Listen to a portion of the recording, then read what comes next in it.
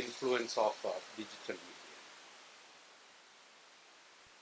ഒരുപക്ഷെ ഓരോ വ്യക്തിയെയും ഒരു മാധ്യമ പ്രവർത്തകനാക്കിയ സിറ്റിസൺ ജേർണലിസം എന്നിവിടെ ഇവരിവിടെ മെൻഷൻ ചെയ്തു കഴിഞ്ഞാൽ അത് സാധ്യമായത് ഈ ഡിജിറ്റൽ മീഡിയ എന്ന് പറയുന്ന ഈ പുതിയ സങ്കേതത്തോടുകൂടിയാണെന്ന്. ഇപ്പം മുമ്പ് നമ്മൾ ഒരു ലേഖനമോ ഒരു കഥയോ ഒരു കവിതയോ ഒക്കെ എഴുതി കലാകൗമുദിയിലോ അല്ലെങ്കിൽ അതുപോലുള്ള പ്രസിദ്ധീകരണങ്ങളിൽ അയച്ചു കൊടുത്താൽ അതിൻ്റെ സബ്സ്ക്രൈബേഴ്സ് മാത്രമാണ് അത് വായിച്ചിരുന്നത്.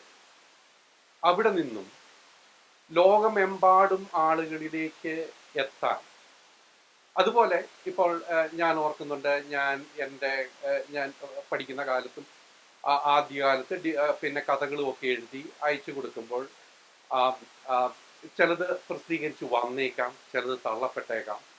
അപ്പോൾ അത് പ്രസിദ്ധീകരിക്കുന്നില്ലെങ്കിൽ പിന്നെ അതൊരിക്കലും വെളിച്ചം കാണുന്നില്ല.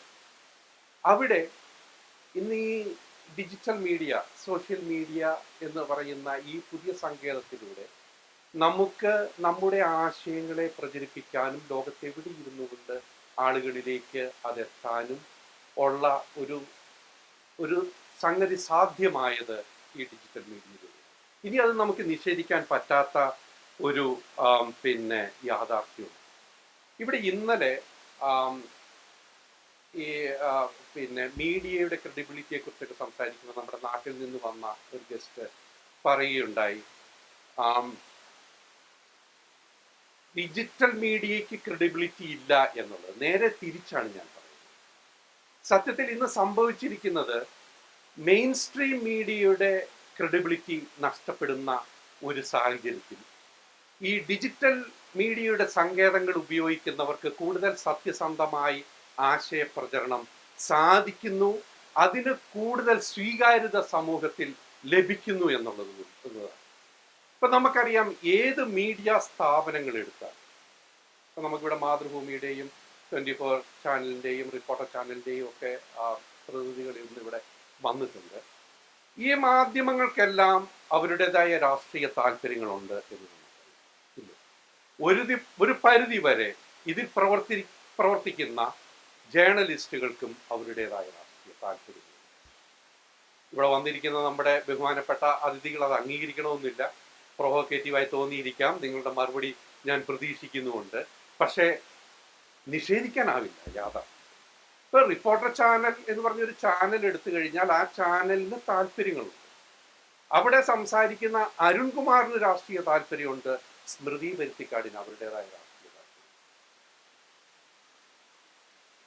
പിന്നെ റിപ്പോർട്ടർ ചാനൽ വരുന്നതിന് മുമ്പ് അരുൺകുമാർ മറ്റേ മരമുറി കേസിനെ കുറിച്ച് പറയുന്നതല്ല അതിൻ്റെ ആ ചാനലിന്റെ ഭാഗമായി കഴിയുന്നത്. യാഥാർത്ഥ്യം തന്നെ.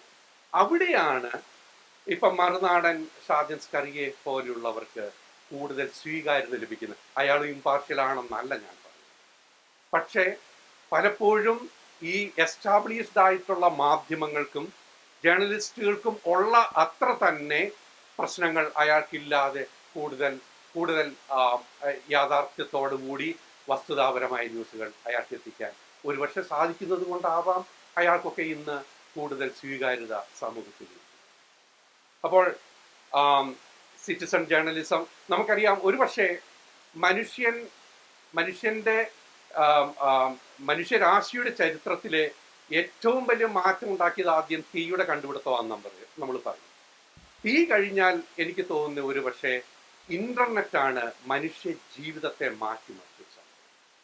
നമ്മുടെ ജീവിതത്തെ ഇത്രമാത്രം അനായാസമാക്കി മാറ്റിയ ഒരു സംഗതിയുടെ കണ്ടുപിടുത്തം എന്ന് പറയുന്നത് ഇന്റർനെറ്റായിരുന്നു. ആ ഇന്റർനെറ്റിന്റെ ഒരു പ്രൊഡക്റ്റാണ് ഈ സോഷ്യൽ മീഡിയ എന്ന് പറയുന്നത്. അപ്പോൾ ആ സോഷ്യൽ മീഡിയ ഇന്ന് ലോകം മുഴുവനുമായി കമ്മ്യൂണിക്കേറ്റ് ചെയ്യാനായിട്ട് ഓരോ വ്യക്തിയെയും പ്രാപ്തനാക്കിയ, ഓരോ വ്യക്തിയെയും ഒരു മാധ്യമ പ്രവർത്തകനാക്കിയ ഈ സിറ്റിസൺ ജേർണലിസം എന്ന് പറയുന്നത് സാധ്യമാക്കിയത് ഈ സോഷ്യൽ മീഡിയ ആണെന്ന് നമുക്കറിയാം. ഇപ്പം എൻ്റെ തന്നെ ഞാനിവിടെ കാനഡയിൽ വെറും 150 പേരുടെ മുമ്പിൽ വെച്ച് നടത്തിയ ഒരു പ്രഭാഷണം 1 മില്യണിലധികം ആളുകൾ ഫേസ്ബുക്കിലും 300,000 മുകളിൽ 3 ലക്ഷത്തിലധികം ആളുകൾ യൂട്യൂബിലും കണ്ടതുണ്ട്. ആവറേജ് 2 to 3 ലാക്ക് ഞാൻ നടത്തിയിട്ടുള്ള ഒരു 10-30 പ്രഭാഷണങ്ങൾ വിവിധ വിഷയങ്ങളിൽ നടത്തിയിട്ടുള്ളത്. മുമ്പ് ഇത് പലതും ഇവിടെ അമേരിക്കയിലും കാനഡയിലും ഒക്കെ നടത്തിയതാണ്. ചിലത് നാട്ടിൽ ഞങ്ങളുടെ ലിറ്റ്മസ് എന്ന് പറയുന്ന ഒരു പ്രസ്ഥാനത്തിന്റെ ഭാഗമായി ചെയ്തതാണ്. അവിടെ മാക്സിമം 10,000 പേരാണ് വരുന്നത്. പക്ഷെ അതെല്ലാം ഒരു 3 ലക്ഷമോ 4 ലക്ഷമോ ആളുകളിലേക്ക് ആ ആശയങ്ങൾ എത്താൻ കഴിഞ്ഞത് ഈ ഈ ഡിജിറ്റൽ മീഡിയയുടെ ഈ ഒരു സവിശേഷത കൊണ്ട് മാത്രമാണ്. അപ്പോൾ ജീവിതത്തെ തന്നെ കമ്മ്യൂണിക്കേഷൻ എന്ന് പറയുന്ന ആ ഒരു സംഭവത്തിൽ വിപ്ലവകരമായ ഒരു മാറ്റമാണ് ഈ ഡിജിറ്റൽ മീഡിയ കൊണ്ടുവന്നിരിക്കുന്നത്. അത് കൂടുതൽ ഇനിയും അതിനെ തടയാൻ ഇപ്പം മെയിൻ സ്ട്രീം മീഡിയയിൽ വർക്ക് ചെയ്യുന്നവര് എന്തെല്ലാം ആശങ്കകൾ പങ്കുവെച്ചാലും ഒരു കാര്യം, ഇപ്പോൾ നമുക്ക് നാട്ടിൽ ഇന്നും ന്യൂസ് പേപ്പറുകളൊക്കെ ഉണ്ട്. നിങ്ങൾക്കറിയോ, ഇവിടെയുള്ള അമേരിക്കയിലുള്ള മിക്കവാറും മെയിൻ സ്ട്രീം ന്യൂസ് പത്രങ്ങൾ പത്രമാധ്യമങ്ങൾ കൂട്ടിക്കഴിഞ്ഞു. ന്യൂയോർക്ക് ടൈംസും വാഷിങ്ടൺ പോസ്റ്റും പോലെയുള്ള ഇവിടുത്തെ ഏറ്റവും മെയിൻ സ്ട്രീം മീഡിയകൾ പോലും ഇപ്പോൾ ഓൺലൈൻ ആകുന്ന ഒരവസ്ഥയിലേക്ക് വരെ വന്നു. ഇത് തന്നെയാണ് നാട്ടിലെ മാധ്യമങ്ങളെയും കാത്തിരിക്കുന്നത്. പൂട്ടും, പത്രങ്ങളും പൂട്ടും. അത് തന്നെയാണ് ഡിജിറ്റൽ മീഡിയ ഉണ്ടാക്കാൻ പോകുന്ന മാറ്റവും. അപ്പോൾ അതിനനുസരിച്ച് ഇന്നവേറ്റ് ചെയ്യാൻ മാറാൻ മെയിൻ സ്ട്രീം മീഡിയ തയ്യാറായാൽ മാത്രമേ അവർക്ക് അതിജീവിക്കാൻ കഴിയൂ. ഇല്ലെങ്കിൽ വരുന്നത് ഡിജിറ്റൽ മീഡിയയുടെ ലോകം. Thank you. എല്ലാവർക്കും നമസ്കാരം. ഡോക്ടർ ഈപ്പൻ വളരെ ഭംഗിയായിട്ട് തന്നെ ഈ ടോപ്പിക്ക് അവതരിപ്പിച്ചു കഴിഞ്ഞു. മെയിൻ സ്ട്രീം മീഡിയയിലുള്ള അതിഥികൾ നാട്ടിൽ നിന്ന് എത്തിയിട്ടുണ്ട്. അവരുടെ വാക്കുകൾ കേൾക്കാനാണ് ഞാനും ഇവിടെ എത്തിയത്. അവിചാരിതമായിട്ട് ഈ പ്ലാറ്റ്ഫോമിൽ ജോയിൻ ചെയ്യേണ്ട ഒരു സിറ്റുവേഷൻ ഉണ്ടായി. മെയിൻ സ്ട്രീം മീഡിയ അഭിമുഖീകരിക്കുന്ന ഒരു പ്രശ്നം മാത്രം പറയാനാണ് ഞാൻ ആഗ്രഹിക്കുന്നത്. ഫേക്ക് ന്യൂസ് എന്ന് പറയുന്ന സംവിധാനം മനുഷ്യ ചരിത്രം ഉണ്ടായ കാലം മുതൽ ഉള്ള ഒരു സംഭവമാണ്. ആദ്യമായിട്ടുള്ളൊരു ഫേക്ക് ന്യൂസ് ഉണ്ടായത്, റെക്കോർഡ് ചെയ്തിട്ടുള്ളത് Eden തോട്ടത്തിലാണ്.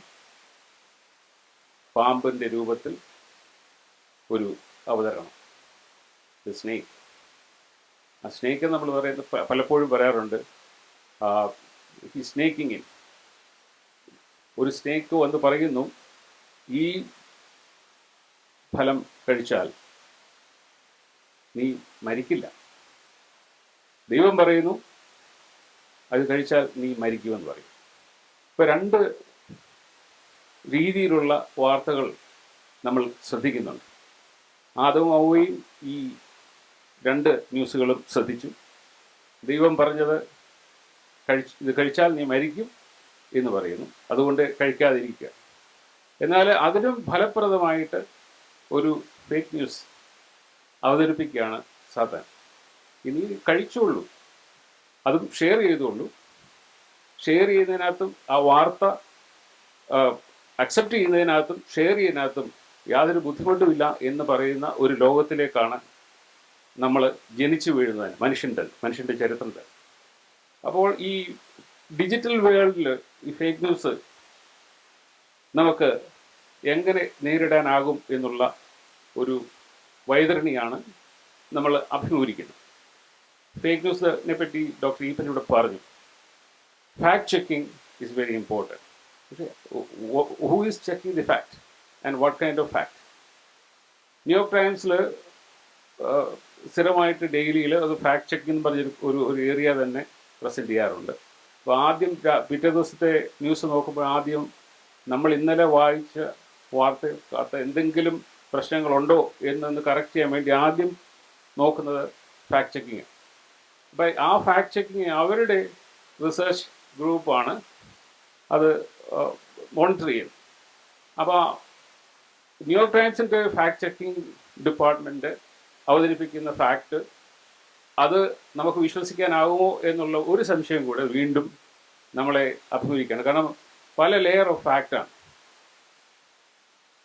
American president Donald Trump ആദ്യത്തെ 4 വർഷം കൊണ്ട് 30,000 കള്ളം പറഞ്ഞു എന്ന് ഒരു ന്യൂയോർക്ക് ടൈംസിൽ റിപ്പോർട്ടുണ്ടായിരുന്നു. ഈ 100 ദിവസത്തെ ആദ്യത്തെ ട്രംപിൻ്റെ കാലഘട്ടത്തിൽ അദ്ദേഹം എത്ര 1000 കള്ളം പറഞ്ഞു കഴിഞ്ഞു എന്നുള്ളതിനെ പറ്റിയുള്ളൊരു ഫാക്ട് ഇപ്പോൾ പുറത്തു വരാനിരിക്കുന്നതേ ഉള്ളൂ. അപ്പം അദ്ദേഹം പറയുന്നത് ഈ CNN-ഉം NBC-യും ഒക്കെ പറയുന്നത് ഫേക്ക് ന്യൂസാണ്. അത് അവരുടെ മുഖത്ത് നോക്കി ഒരു മറുപടി, ഒരു ഔചിത്യവും കൂടാതെ തന്നെ ഇത് ഫേക്ക് ന്യൂസ് ആണെന്ന് വീണ്ടും വീണ്ടും പറഞ്ഞുകൊണ്ടിരിക്കുക. ഒരു കള്ളം പല പ്രാവശ്യം പറയുമ്പോൾ അത് സത്യമായിട്ട് മാറുന്നു എന്നുള്ള ഒരു ലോകത്ത് നിങ്ങളുടെ പട്ടിയെയും പൂച്ചയും ഒക്കെ അവർ പിടിച്ചു തിന്നുന്നു എന്ന് അമേരിക്കൻ പ്രസിഡന്റ് പറയുക. അതായത് ഇമിഗ്രൻസ് അവർ വിശന്ന് വരുമ്പോൾ മെക്സിക്കോയിൽ നിന്ന് വരുന്ന അല്ലെങ്കിൽ ഇക്വഡോറിൽ നിന്ന് വരുന്ന ഇല്ലീഗൽ ഇമിഗ്രൻസ് അവർ ഈ അമേരിക്കക്കാരുടെ പട്ടിയും പൂച്ചയൊക്കെ പിടിച്ചു തിന്നുന്നു എന്നുള്ള ഒരു സ്റ്റോറി അത് പല പ്രാവശ്യം റിപ്പീറ്റ് ചെയ്ത് നമ്മൾ കേട്ടു. അത് ഒരിക്കലും അവർ നിഷേധിക്കുന്നുമില്ല. അപ്പോൾ ഇങ്ങനെ നിഷേധിക്കാത്ത ഫാക്റ്റുകൾ നിരന്തരം പറഞ്ഞുകൊണ്ടിരുന്നത് സത്യമായിട്ട് മാറുന്ന ഒരു ലോകത്ത് ഇത് fact finding is a very difficult situation to deal with. പിന്നെ ഒരു കാര്യം എനിക്ക് മനസ്സിലാക്കുന്നത്, പലപ്പോഴും ഇവിടെ പറഞ്ഞു പിന്നെ പാരലായിട്ടുള്ള മീഡിയ വർക്ക് ചെയ്യുന്നു. ഒരു മനുഷ്യൻ രാവിലെ എഴുന്നേറ്റ് കംപ്ലീറ്റ് ഒരു മെയിൻ സ്ട്രീം മീഡിയയുടെ അതേ ലുക്കിൽ അതേ രീതിയിൽ കാര്യങ്ങൾ പ്രസൻറ്റ് ചെയ്തുകൊണ്ടിരിക്കുന്നു. അപ്പോൾ അങ്ങനെ ഇരിക്കുമ്പോൾ കേൾക്കുമ്പോൾ നമുക്ക് വളരെ അക്സെപ്റ്റബിൾ ആയിട്ട് തോന്നും. So we click on to it.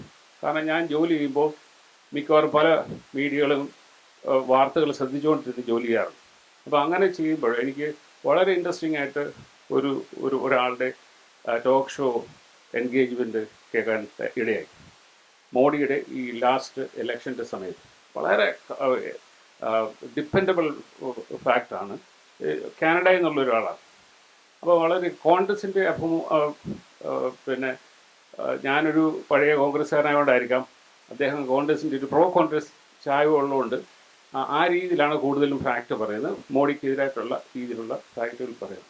അപ്പോൾ ഫാക്റ്റ് അതിൻ്റെ ഡീറ്റെയിൽസ് പറയുമ്പോൾ അത് കുറേ ഡേറ്റ അദ്ദേഹം വ്യക്തമായിട്ട് പറയുന്നുണ്ട്. ഞാൻ പറയുന്ന ഡേറ്റ ഇങ്ങനെയാണ് എന്ന് പറഞ്ഞിട്ടാണ് പറയുന്നത്. ഞാൻ വളരെ രീതിയിൽ ചെക്ക് ചെയ്തു എന്നൊക്കെ പറഞ്ഞിട്ട്. അപ്പോൾ അത് കുറേ കഴിഞ്ഞ് കഴിഞ്ഞപ്പം ചില ഫാക്റ്റ് ഞാൻ ചെക്ക് ചെയ്ത് കഴിഞ്ഞപ്പം അതിനകത്ത് എനിക്ക് വ്യക്തിപരമായിട്ട് മനസ്സിലായി ഇതിനകത്ത് അദ്ദേഹത്തിൻ്റെ വ്യക്തിപരമായ താല്പര്യമുണ്ട്. അപ്പോൾ അതുകൊണ്ട് ആ കാഴ്ച ഞാൻ നിർത്തി. റിപ്പോർട്ടർ ചാനലിൻ്റെ കാര്യം പറയുമ്പോഴാണ് നിങ്ങളുടെ ആ ഗ്രൂപ്പ് ഡിസ്കഷൻ അത് വളരെയധികം ആൾക്കാരെ അക്സെപ്റ്റ് ചെയ്യുന്ന ഒരു രീതിയാണ്. ഇപ്പോൾ സ്മൃതിയുടെ പ്രസൻറ്റേഷൻ ആണെങ്കിലും പിന്നെ സ്മൃതി അത് പ്രസൻറ്റ് ചെയ്യുന്ന രീതികളാണെങ്കിലും, ഇപ്പോൾ സ്മൃതി റിപ്പോർട്ടർ ചാനലിൽ നിന്ന് വേറൊരു ചാനലിലേക്ക് മാറിയാലും I will follow you. Because എനിക്ക് എൻ്റെ മനസ്സിൽ അക്സെപ്റ്റബിൾ ആയിട്ടുള്ളൊരു രീതിയിലാണ് കാര്യങ്ങൾ അവതരിപ്പിക്കുന്നത്. അതിനകത്ത് ഒരു വിശ്വാസ്യതയുണ്ട്. അപ്പം വിശ്വാസ്യത ഈ ഒരു പ്രസൻറ്ററെ സംബന്ധിച്ച് വ്യക്തിപരമായ ചില ആളുകളുടെ വീക്ഷണങ്ങൾ നമ്മൾ കേൾക്കുന്ന വാർത്തകളെ സ്വാധീനിക്കുന്നുണ്ട് എന്നുള്ളത് ഒരു വാസ്തവം തന്നെയാണ്.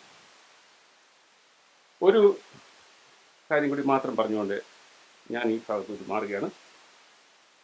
Main stream media challenges, fake news, declining trust and digital disruption. ഈയിടെ മാത്യു സാമുവൽ എന്ന് പറഞ്ഞ ഒരു പുള്ളി ഇങ്ങനെ രാവിലെ പോലെ പിന്നെ ഒരു വീഡിയോ അടിച്ചുവിടുന്നുണ്ട്. അപ്പം ആദ്യം വളരെ ഇൻട്രസ്റ്റിംഗ് ആയിട്ട് പുള്ളി ആദ്യം പ്രസൻറ്റ് ചെയ്യുന്നത് പറയുമ്പോൾ തന്നെ പുള്ളി പറയുന്നത് ഞാൻ പറയുന്നത് വിശ്വസിക്കൂ. പുള്ളി 3-4 പ്രാവശ്യം അത് തന്നെ റിപ്പീറ്റ് ചെയ്യും. ഞാനാണ് പറയുന്നത്, ഇത് വിശ്വസിക്കും. അങ്ങനെ കുറേ പ്രാവശ്യം പറഞ്ഞു കഴിഞ്ഞിട്ട് കുറേ കാര്യങ്ങളൊക്കെ കൊണ്ടുപോകും. കാര്യങ്ങൾ പറഞ്ഞു കഴിയുമ്പോൾ അറിയാം അത് ഏത് രീതിയിലാണ് അതിൻ്റെ കാര്യങ്ങളുടെ പോക്ക് എന്ന് മനസ്സിലാക്കി. ഇപ്പോൾ ഞാൻ ആ ഭാഗവും ശ്രദ്ധിക്കാറില്ല. ഡൈവേഴ്സിറ്റി ഇൻ പ്രസൻറ്റേഷൻ, ഒരു പോസിറ്റീവ് എൻഗേജ്മെൻറ്റ്. ഇപ്പോൾ എനിക്ക് ചാനൽ 24 അത് വളരെ ഭംഗിയായിട്ട് ഓഡിയൻസിൻ്റെ പാർട്ടിസിപ്പേഷൻ കൂടെ കാര്യങ്ങൾ പറയാനുള്ള സ്റ്റോറി ടെല്ലിങ് അത് ഭംഗിയായിട്ട് അവതരിപ്പിക്കുന്നുണ്ട്. അപ്പോൾ ആ ഓഡിയൻസിൻ്റെ റെസ്പോൺസ് അറിഞ്ഞുകൊണ്ട് അന്നേരം കാര്യങ്ങൾക്ക് ഒരു മറുപടി കൊടുക്കുന്നതിൽ എൻഗേജ്ഡ് മീഡിയ പ്രസൻറ്റേഷൻ, അത് ഡിജിറ്റൽ വേൾഡ്, ആധുനിക ഡിജിറ്റൽ വേൾഡ് മെയിൻ സ്ട്രീം മീഡിയയ്ക്കും നൽകുന്ന ഏറ്റവും വലിയ ഒരു ഉദാഹരണമാണ്. കാരണം അത് പ്രൈവറ്റ് ചാനൽസിന് കൊടുത്തു കഴിഞ്ഞാൽ അതിന് ക്രെഡിബിലിറ്റി ഇല്ല. കാരണം അവർ തന്നെ ആൾക്കാരെ പറഞ്ഞു വിട്ടിട്ട് അവർ കമൻറ്റ് ചെയ്യുകയാണ്. പക്ഷേ മെയിൻ സ്ട്രീം മീഡിയയിൽ മാതൃഭൂമിയോ അല്ലെങ്കിൽ മനോരമയോ അല്ലെങ്കിൽ റിപ്പോർട്ട് ചാനലോ ഒക്കെ ഒരു 24 ഇങ്ങനെയുള്ള മെയിൻ സ്ട്രീം മീഡിയ പോസിറ്റീവ് എൻഗേജ്മെൻറ്റും ഉണ്ട്. റൈറ്റ് അവേ ആൾക്കാരുമായിട്ട് എൻഗേജ് ചെയ്ത് പ്രസൻറ്റ് ചെയ്യുവാണെങ്കിൽ അതിന് കൂടുതൽ വിശ്വാസ്യതയുണ്ടാകും എന്നുള്ളതാണ്. Yeah, actually, the presentation was to, kind of provoke your thinking. ഞാനതാ ഉദ്ദേശിച്ചത്. Because as a scientist, I have to always make others think and see what is right and what is wrong and all that. So അതാ ഇവിടുത്തെ presentation, we were trying to provoke your thinking. കാരണം we live in a world where we can find out what is true or what is not true എന്നുള്ളത് our own research കൊണ്ടേ മനസ്സിലാവുള്ളൂ. That is based on our background, our education or our influence or our life experiences or whatnot. അത് വെച്ചിട്ട്, so to be honest, there is no way you can draw a line. That line is drawn individually. Personally എടുക്കുന്ന ഒരു decision ആയിരിക്കും അത്. ഇപ്പോൾ ഉദാഹരണമായിട്ട് എന്നോട് ഒരാൾ ചോദിക്കുക, ഇവിടെ ഞാൻ ഇങ്ങോട്ട് വന്നപ്പോൾ I saw a lot of casino machines. അതിനകത്ത് നമ്മൾ $5 ഇട്ടാൽ either you could lose it or you could make $100. അതെല്ലാം വർക്കിംഗ് മെഷീൻസ് അവിടെ ഇരിക്കുന്നത്. But the decision is yours, whether you are going to spend the $5 or the $10 or $100 in there, or you decide to walk away from it. That kind of അപ്പോഴത്തെ digital വേൾഡിൽ നടക്കുന്നത്. So you have to decide which one is right for you, or if it's not right for you, don't go for it. അതാ എൻ്റെ ഒരു personal opinion. I am sure they will have difference of opinion, but that's mine. So there is no way you can draw a line here. ഇപ്പോഴത്തെ ഞാൻ നേരത്തെ എഴുതിയ ഒരു article ഞാനൊരു വാക്ക് ഉപയോഗിച്ച് ഓർക്കുന്നു. V been doing A lot of thinking, human beings ആയിട്ട്. We did a lot of thinking and we came up with a lot of resolutions. ഓരോ റെസൊല്യൂഷനും വരുമ്പോഴും we come up with more problems. So we are still thinking.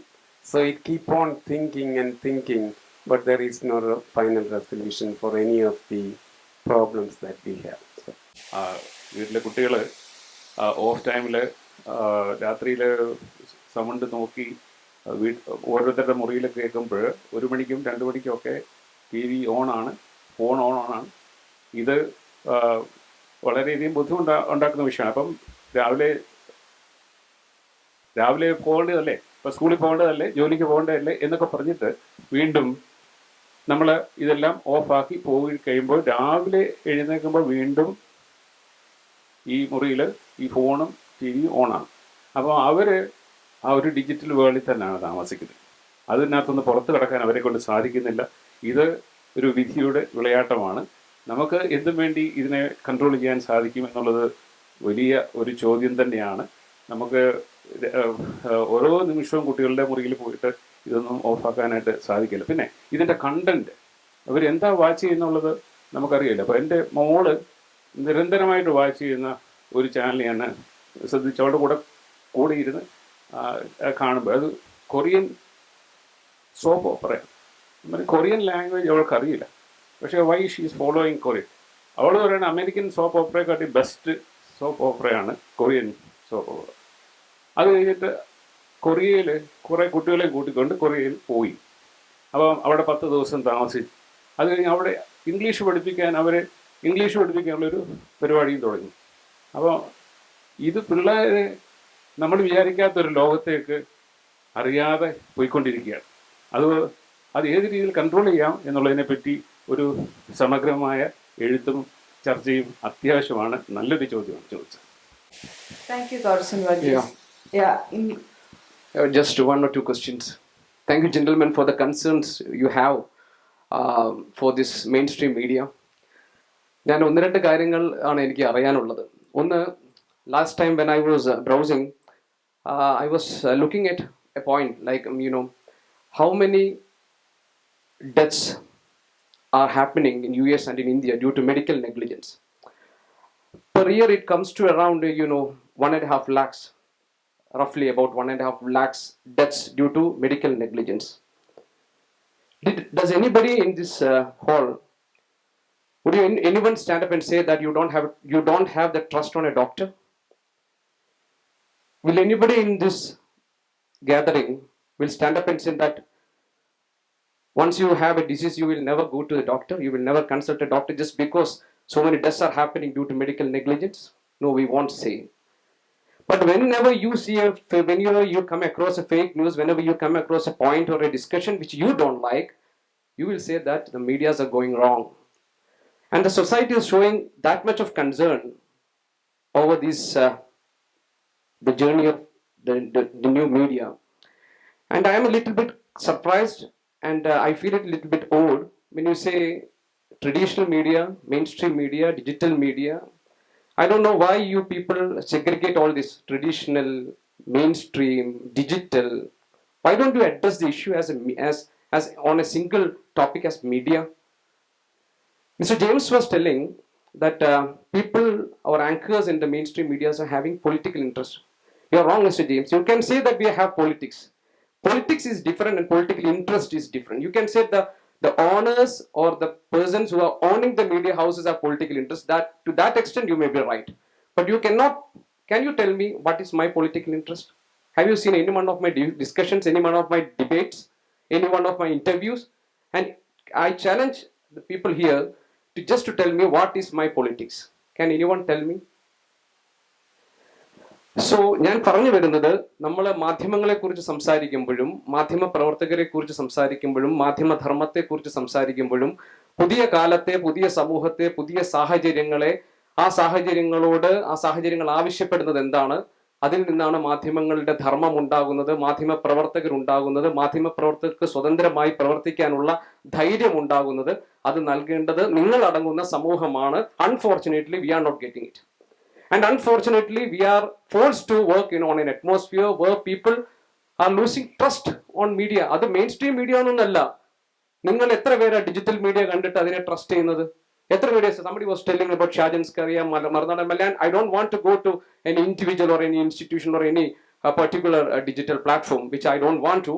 പക്ഷെ ഞാൻ ചോദിക്കുന്നത്, എന്താണ് അമേരിക്കയിലുള്ള മലയാളികളെ ത്രസിപ്പിക്കുന്നത്? എന്താണ് നിങ്ങളെ വിവരങ്ങൾ അറിയാൻ നിങ്ങളെ പ്രേരിപ്പിക്കുന്നത്? എന്താണ് ഇവിടെയുള്ള ആളുകളെ വസ്തുതകൾ ആരാണ്? ഫാക്ട്സ് ആർ സേക്രഡ് എന്നുള്ളത് ഞങ്ങളുടെ ഒരു ആപ്തവാക്യമാണ്. ജേർണലിസ്റ്റുകൾ വരുമ്പോൾ ഞങ്ങൾ പറയുന്നതാണ്.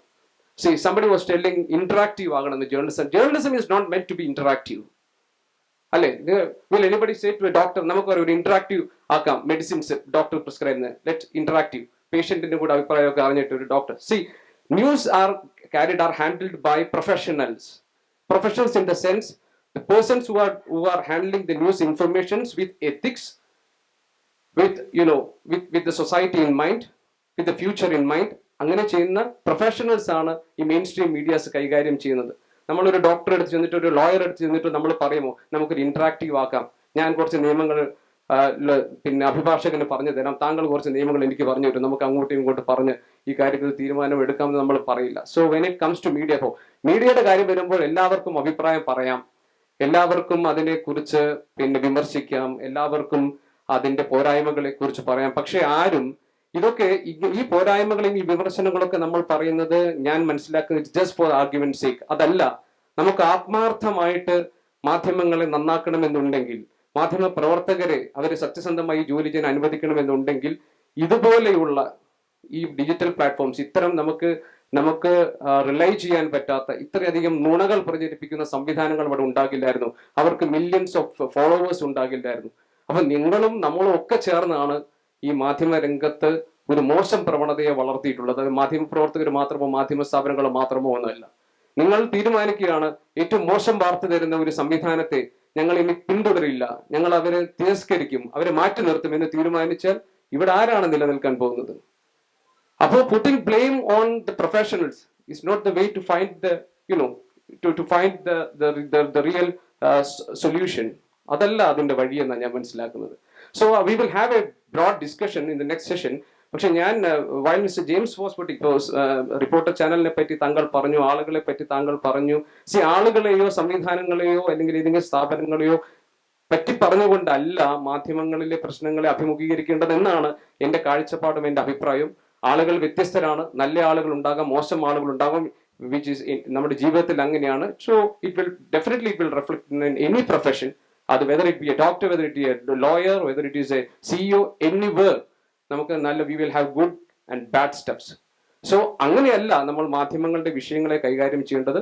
മാധ്യമങ്ങൾക്ക് സ്വതന്ത്രമായി പ്രവർത്തിക്കാൻ പറ്റുന്ന ഒരു സാഹചര്യം എവിടെയാണുള്ളത്, ഏത് നാട്ടിലാണുള്ളത്, ആ സംവിധാനം ആരാണ് ഒരുക്കി തരേണ്ടത്, ആരാണ് മാധ്യമങ്ങൾ നന്നാക്കേണ്ടത് എന്നതിലേക്ക് കൂടി നമ്മുടെ ഡിസ്കഷൻ പോകണമെന്നതാണ് എൻ്റെ വിനീതമായ അഭിപ്രായം. Anyway, thank you very much for the time. Thank you, Gauri Krishnan. എനിക്കും കൂടെ പറയാനുണ്ട്. Concern. ഒരു മിനിറ്റ്, എനിക്കും കൂടെ പറയാനുണ്ട്. എന്നെ പറ്റി ഇവിടെ പറഞ്ഞോണ്ട് രണ്ടുപേർക്കും കൂടെ ഒരുമിച്ച് മറുപടി പറയാൻ തോന്നുന്നു. അല്ല, താങ്കളിപ്പോ പറഞ്ഞു ഇരുന്ന് സംസാരിക്കാമല്ലോ അല്ലേ? സംസാരിച്ചപ്പോ ഈ വിശ്വാസ്യത മുഖ്യധാരാ മാധ്യമങ്ങൾക്കില്ല, ഡിജിറ്റൽ മാധ്യമങ്ങൾക്ക് ഭയങ്കര വിശ്വാസ്യതയാന്ന് പറഞ്ഞു. അപ്പോൾ ഞാൻ ആലോചിച്ച് നോക്കിയപ്പോൾ ഡിജിറ്റലിൽ ചില കാര്യങ്ങൾ നമുക്ക് അറിയാം. ചാനലുകളിൽ വാർത്ത കൊടുക്കുമ്പോൾ ഒരു 1.5 മിനിറ്റ് സ്റ്റോറി. ഞങ്ങൾക്ക് സ്റ്റോറി എന്നുള്ള കോൺസെപ്റ്റ് തന്നെ ഇല്ല, ഞങ്ങൾ ലൈവാണ്. അപ്പോൾ ലൈവ് വാർത്തകൾ പോകുമ്പോൾ അതിൻ്റെതായ പരിമിതികളും കുഴപ്പങ്ങളും ഒക്കെ ഉണ്ട്. പല കാര്യങ്ങളും കുറച്ചേ അറിഞ്ഞിട്ടുണ്ടാവുള്ളൂ, അടുത്ത ഘട്ടത്തിൽ അതിൻ്റെ കൂടുതൽ അറിയാൻ പറ്റുള്ളൂ. അങ്ങനെയൊക്കെയുള്ള കുഴപ്പങ്ങളുണ്ടാകാം. നമ്മൾ ഒരു പിഴവുമില്ലാത്ത വലിയ സംഭവമാണെന്നല്ല കേട്ടോ പറയുന്നത്, ഒരുപാട് പിഴവുകളുണ്ട്, പ്രശ്നങ്ങളുണ്ട്. പക്ഷേ ഫേക്ക് ന്യൂസ് കൊടുക്കുന്ന ഒരു സംവിധാനമായിട്ട് മുഖ്യധാരാ മാധ്യമങ്ങൾ പോയിട്ടില്ല എന്നാണ് കേരളത്തെ സംബന്ധിച്ച് എനിക്ക് പറയാനുള്ളത്. ദേശീയ തലത്തിൽ അങ്ങനെ കൊടുത്തിട്ടുണ്ട്, സത്യമാണ്. നമ്മൾ ഇപ്പം 24 ആയാലും മാതൃഭൂമി ആയാലും മനോരമ ആയാലും റിപ്പോർട്ടർ TV ആയാലും അങ്ങനെ നമുക്കൊരു കള്ള വാർത്ത കൊടുത്ത് ആളുകളങ്ങ് പറ്റിച്ചു കളയാം എന്ന രൂപത്തിൽ വാർത്ത കൊടുക്കുന്നില്ല. പിഴവുകൾ സംഭവിക്കുന്നില്ല. കാരണം ഒരുപാട് പുതിയ ജനറേഷനിലെ പിള്ളേരൊക്കെ വന്ന് ജോലി ചെയ്ത് തുടങ്ങുന്നുള്ളൂ. അപ്പോൾ ആ പിഴവുകളൊക്കെ സ്വാഭാവികമായിട്ട് ലൈവിൽ സംഭവിക്കാം. ഞാനിപ്പോൾ എക്സിക്യൂട്ടീവ് എഡിറ്ററാണ്. അപ്പോൾ എക്സിക്യൂട്ടീവ് എഡിറ്റ് ചെയ്ത് അല്ലെങ്കിൽ ഓരോ വാർത്തയും നോക്കിയിട്ട് വാർത്ത കൊടുത്തു കളയാമെന്ന് നടക്കുന്ന കാര്യമല്ല. അപ്പോൾ എഡിറ്ററുടെ റോൾ കുറഞ്ഞു വരുന്നൊരു കാലം കൂടിയാണ്. അപ്പോൾ അതിൻ്റെ പരിമിതികളുണ്ട്. ഈ പറയുന്ന ഡിജിറ്റൽ മീഡിയയിൽ നല്ല ആഴത്തിൽ വലിയ ലേഖനങ്ങൾ, കാര്യങ്ങൾ വിശദമായി പരിശോധിക്കുന്ന വിവരങ്ങൾ ഉള്ള റിപ്പോർട്ടുകളൊക്കെ കൃത്യമായിട്ട് വരുന്ന ഡിജിറ്റൽ പ്ലാറ്റ്ഫോമുകളുണ്ട്. വളരെ ശരിയാണ് പറഞ്ഞത്. പക്ഷെ അദ്ദേഹം ഉദാഹരിച്ച സംവിധാനം എന്ന് പറഞ്ഞത്, ഞാൻ ആ പേരൊന്നും പറയാൻ ഉദ്ദേശിക്കുന്നില്ല, ആളുകളെ വ്യക്തിപരമായി അധിക്ഷേപിക്കുന്ന, ആളുകൾക്കെതിരെ മോശം പരാമർശം നടത്തിക്കൊണ്ട് അല്ലെങ്കിൽ ഒരാളെ അറ്റാക്ക് ചെയ്യാം. അത് പ്രത്യേകിച്ച് മാധ്യമപ്രവർത്തകരിൽ ഒരാൾ, വിഷ്വൽ മീഡിയയിലെ ചില ആളുകളായിരിക്കാം, അവർക്കെതിരെ അവരെ പടമിട്ട് അവരോട് അതുമായി എന്തെങ്കിലും ഒരു വിവാദമാണെങ്കിൽ അവരോട് അതിന് പറയാനുള്ള കാര്യം എന്താണ് തിരക്ക് പോലും ചെയ്യാതെ കൊടുക്കുകയും വിളിച്ചു പറയുകയും ചെയ്യുന്ന മാധ്യമപ്രവർത്തനാണ് യോഗ്യൻ എന്നാണ് അദ്ദേഹം പറയുന്നത്. അദ്ദേഹത്തിന് ഒരു താല്പര്യമുണ്ട്. കാരണം അത്തരം എന്താ പറയാ, അല്ലല്ല, താങ്കൾ ഉദാഹരിച്ചോണ്ട് ഞാൻ പറഞ്ഞത് അല്ല, ഞാൻ പറഞ്ഞു കഴിഞ്ഞിട്ട് പറഞ്ഞോളൂ. താങ്കൾ ആ പേര് ഉദാഹരിച്ചുകൊണ്ടാണ് പറഞ്ഞത്. താങ്കൾ ഉദാഹരിച്ചുകൊണ്ടാണ് ഞാൻ പറഞ്ഞത്. താങ്കൾ എന്നെ പറഞ്ഞു എനിക്ക് രാഷ്ട്രീയമുണ്ടല്ലോ, എല്ലാ മനുഷ്യർക്കും രാഷ്ട്രീയം വേണം. രാഷ്ട്രീയമില്ലാത്ത മനുഷ്യൻ എന്താണ്? മനുഷ്യന് രാഷ്ട്രീയം വേണമെന്നേ. അത് മുഖ്യധാര എന്താ പറയാ, കക്ഷി രാഷ്ട്രീയമല്ല. രാഷ്ട്രീയം എന്നുള്ളത് കക്ഷി രാഷ്ട്രീയമല്ല. എന്റെ മേലെ ഒരു സ്റ്റാമ്പും പതിക്കാൻ ഞാൻ സമ്മതിക്കില്ല. ഞാൻ CPM കൃത്യമായ കാര്യങ്ങൾ ചെയ്യുമ്പോൾ CPM-നെ അനുകൂലിക്കുകയാണ്. എന്റെ ബാക്ക്ഗ്രൗണ്ട് എന്ന് പറഞ്ഞാൽ CPM ആണ്. എന്റെ കുടുംബം CPM ആയിരുന്നു. ഞാൻ ഇടത് ബാക്ക്ഗ്രൗണ്ടിൽ നിന്ന് വരുന്ന ആളാണ്. എൻ്റെ ജീവിതം, എൻ്റെ പഠനകാലം വരെയും പൂർണ്ണമായും കമ്മ്യൂണിസ്റ്റ് ശൈലി തന്നെ ഞാൻ ജീവിച്ചതാണ്. കമ്മ്യൂണിസ്റ്റ് ശൈലി എന്ന് പറഞ്ഞാൽ കമ്മലും മാലയും കൂടി ഇടാതെ ആണ് ഞാൻ ജീവിച്ചിരുന്നത്. അത്ര പോലും EMS പറഞ്ഞിട്ടുണ്ട് സ്വർണ്ണം ഉപയോഗിക്കരുതെന്ന് പറഞ്ഞിട്ട് എൻ്റെ അച്ഛനെ എൻ്റെ കാത് കുത്തിയിട്ടുണ്ടായിരുന്നില്ല. ഞാൻ ഡിഗ്രി ആയപ്പോൾ ഞാൻ എൻ്റെ ഇഷ്ടത്തിനാണ് ഇതൊക്കെ ചെയ്തത്. അപ്പൊ ഞാൻ ജീവിച്ചു വളർന്ന സാഹചര്യം ഞാൻ അതാ പറയുന്നത്. അപ്പോൾ എൻ്റെ രാഷ്ട്രീയത്തെ ചോദ്യം ചെയ്യാൻ ആരും വരണ്ട. അപ്പോൾ എനിക്ക് CPM-മായി ബന്ധപ്പെട്ട് ഇടതുപക്ഷത്തിൽ നിന്നും ആ CPM പോകുമ്പോൾ വിട്ടുമാറുമ്പോഴുള്ള വിമർശനങ്ങളുണ്ട്. അത് ഞാൻ എൻ്റെ ചർച്ചകളിൽ പറയാറുണ്ട്. പിന്നെ കോൺഗ്രസുമായി ബന്ധപ്പെട്ട് കോൺഗ്രസ് ഇപ്പോൾ പ്രതിപക്ഷത്താണുള്ളത്. പ്രതിപക്ഷത്തിന്റെ മാധ്യമങ്ങൾ പൊതുവെ പ്രതിപക്ഷത്ത് നിന്ന് സംസാരിക്കണം എന്നുള്ളതാണ്. അങ്ങനെ പ്രതിപക്ഷത്ത് നിന്ന് സംസാരിക്കുമ്പോൾ അത് കോൺഗ്രസിന്റെ സ്വരമായിട്ടും VD സതീശന്റെ സ്വരമായിട്ടും എന്നെ സ്മൃതീശൻ എന്ന് വിളിക്കുന്ന ആളുകളൊക്കെ ഉണ്ട്. അപ്പോൾ അതൊക്കെ ഒരു വലിയ സംഭവമായിട്ട് അവതരിപ്പിക്കുകയാണ്. അതൊക്കെ ഇതിലെ ഏറ്റവും മൂല്യച്യുതി എന്ന് പറയുന്നതാണ്. മാധ്യമ പ്രവർത്തകരെ തിരഞ്ഞുപിടിച്ച് ഏതെങ്കിലും സ്റ്റാമ്പ് പതിപ്പിച്ച് ആ രൂപത്തിൽ. അപ്പൊ ഞാൻ എന്താ VD സതീശന്റെ വാർത്താ സമ്മേളനത്തിൽ പറഞ്ഞ ഒരു കാര്യം എനിക്ക് എടുത്ത് ചോദ്യം ചോദിക്കാൻ പറ്റില്ല. ഇത് VD സതീശൻ പറഞ്ഞതല്ലേ, VD സതീശൻ എനിക്ക് എഴുതി തരണം. ഞാൻ എത്ര കാലമായി പണി തുടങ്ങിയിട്ട്. ഈ പറയുന്നത് ശരിയായ രീതിയല്ല. അപ്പോൾ ഞങ്ങൾക്കൊക്കെ രാഷ്ട്രീയമുണ്ടോ എന്ന് വെച്ചാൽ രാഷ്ട്രീയമുണ്ട്. ഇനി ഓരോ ആളുകൾ സ്ഥാപനങ്ങൾ തുടങ്ങുന്നു. ആ സ്ഥാപനങ്ങളിലേക്ക് പോകണമോ വേണ്ടോ എന്നൊക്കെ എല്ലാവരും ചിന്തിച്ച് ആലോചിച്ച് കാര്യങ്ങൾ മനസ്സിലാക്കിയിട്ടായിരിക്കുമല്ലോ. മാത്രമല്ലല്ലോ, നിങ്ങളൊരു പേഴ്സണാലിറ്റീസും കൂടെ അല്ലേ. അപ്പൊ നിങ്ങൾക്ക് നിങ്ങളുടേതായ കാര്യങ്ങൾക്കും ഒക്കെ പോകേണ്ടതുണ്ടല്ലോ. അവിടെ എല്ലാം മാധ്യമപ്രവർത്തകരായിട്ട് മാത്രം കാണേണ്ട ആവശ്യമില്ലല്ലോ. അല്ല, മാധ്യമപ്രവർത്തനം ഈ പണി എടുക്കുമ്പോൾ മാധ്യമപ്രവർത്തനത്തിന്റെ രൂപത്തിൽ തന്നെയാണ്. ആ. ആത്യന്തികമായി നമ്മൾക്കൊക്കെ തന്നെയും നിലപാടുകളുള്ള വ്യക്തികളാണ്. ആ നിലപാടും വിട്ടിട്ടല്ല ഒരു സ്ഥാപനത്തിൽ നമ്മൾ ജോലിക്ക് പോകുന്നത്. ഞാനിപ്പോൾ ഈ സ്ഥാപനത്തേക്ക് വരുമ്പോൾ ഈ സ്ഥാപനത്തിന്റെ കേസുമായി ബന്ധപ്പെട്ട കാര്യങ്ങളെല്ലാം പരിശോധിച്ച ശേഷം നമുക്ക് ബോധ്യമായ ശേഷമാണ് വന്നിട്ടുള്ളത്. ഇനി മറ്റൊരു സ്ഥാപനത്തിൽ ഇരിക്കുമ്പോൾ ഞാനും ആ വിഷയം ചർച്ച ചെയ്തിട്ടുണ്ടാവും. അന്ന് ആ സമയത്ത് ആ വിഷയം ചർച്ച തന്നെയായിരുന്നു, ഞാനും ചർച്ച ചെയ്തിട്ടുണ്ട്. അത് ചർച്ച ചെയ്തു എന്നുള്ളത് കൊണ്ട് പിന്നീട് ആ സ്ഥാപനത്തിലേക്ക് വരാൻ പാടില്ല എന്നൊക്കെ പറയുന്നത് നിങ്ങളുടെ കാഴ്ചപ്പാടിൽ നിന്ന് പറയുന്നതാണ്. പിന്നെ കേസുകളില്ലാത്ത ഏത് മാധ്യമ മുതലാളിമാരാണ് ഇവിടെ ഉള്ളത്? ഏത് മനുഷ്യരുള്ളത്? അപ്പൊ ഒരു സ്ഥാപനത്തിന് മാത്രം ടാർഗറ്റ് ചെയ്തുകൊണ്ട് അങ്ങനെ പറയുന്നതിനോട് എനിക്ക് യോജിപ്പില്ല. പിന്നെ ഞാൻ നോക്കി വെച്ച ഒരു കാര്യം, അടുത്ത സെഷനിൽ ഇതൊക്കെ പറയണം സ്മൃതി. അത് പറയണം. അല്ല, ഞാൻ ഇത്രയും പറഞ്ഞുകൊണ്ട് എന്റെ രാഷ്ട്രീയം, അരുൺകുമാറിന്റെ രാഷ്ട്രീയമുണ്ട്, സ്മൃതിക്ക് രാഷ്ട്രീയമുണ്ടെന്ന് പറയും. പിന്നെ ഞങ്ങളുടെ എല്ലാവരും കൂടി ഇരുന്നുള്ള ചർച്ചയുള്ള മീറ്റ് ദ എഡിറ്റേഴ്സ് എന്ന പ്രോഗ്രാം, ആ പ്രോഗ്രാം നമ്മൾ ഉദ്ദേശിച്ചത് തന്നെ നിങ്ങൾക്ക് രാഷ്ട്രീയം പറയാം, നിങ്ങൾക്ക് രാഷ്ട്രീയ നിലപാടുകൾ പറയാം. അത് ഇന്ന ദിവസം ഞാൻ പറയുന്ന രാഷ്ട്രീയമായിരിക്കില്ല, അടുത്ത ദിവസം എന്റെ രാഷ്ട്രീയം. അതായത് ഇന്നത്തെ വിഷയത്തിൽ ചിലപ്പോൾ CPM-നോട് അനുകൂലിച്ച് സംസാരിക്കേണ്ട വിഷയമായിരിക്കും, അടുത്ത ദിവസം ചിലപ്പോൾ കോൺഗ്രസിനോട് അനുകൂലിച്ച് സംസാരിക്കേണ്ട വിഷയമായിരിക്കും. പക്ഷേ BJP അനുകൂലിച്ച് എനിക്ക് സംസാരിക്കാൻ പറ്റില്ല. ഞാൻ BJP വിരുദ്ധയാണ്. അത് വേണമെങ്കിൽ ആ രൂപത്തിൽ അവതരിപ്പിക്കാം. അല്ലാതെ പറയുന്നതിനോട് എനിക്ക് യോജിപ്പില്ല. വ്യക്തികളെ ആക്രമിച്ച് സംസാരിച്ചാൽ തിരിച്ച് മറുപടി പറയും.